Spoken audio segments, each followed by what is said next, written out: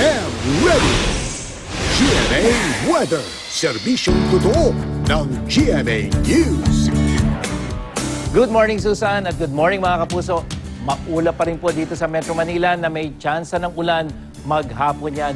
Base sa datos ng The Weather Company, pero dahil maulap mga kapuso, medyo malamig yung ating panahon, 27 degrees Celsius yung maximum temperature. Ang Ilocos Region ang makakaasa ng maaliwalas hanggang sa Misay maulap na papawirin na may tsansa rin po ng mahinang ulan. Magpapatuloy naman yung ulan dyan sa iba pang rehiyon sa eastern section ng Luzon, pero katamtamang ulan po ang maranasan dyan sa Bicol Region, kasama na rin ang ilang bahagi ng Mimaropa ayon sa Pag-asa. Nakaapekto pa rin sa northern at central Luzon ang hanging amihan habang tail end of cold front naman dyan sa rehiyon ng Bicol.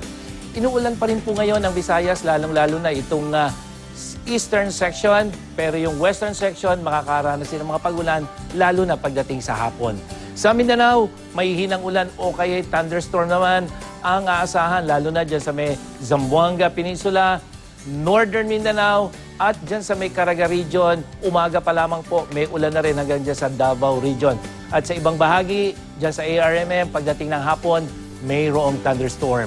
Bunsod ng malakas na amihan, delikado pong maglayag yung mga may maliliit na sakyang pandagat sa halos lahat ng karagatang sakop ng Luzon. Mula yan sa Northern Luzon, dyan sa may Eastern Seaboard, Southern Seaboards, maliban na lamang po sa Western Seaboard ng Central Luzon ayon sa Pag-asa.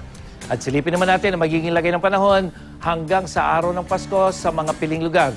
Sa Lawag, meron pong mga pag-ulan hanggang araw ng Pasko. Punta naman tayo sa Tugigaraw, mas maulang panahon ang asahan sa susunod na 2 araw dyan sa Tugigaraw.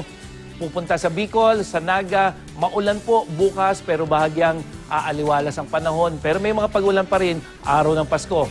Doon sa Cebu, medyo maulap ang kalangitan na may tsansa ng pag-ulan hanggang sa susunod 2 araw.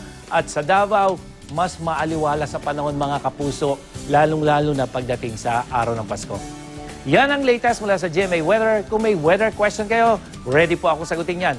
Mag-post lang sa I Am Ready Facebook page gamit ang hashtag na magtanong kay Mang Tani.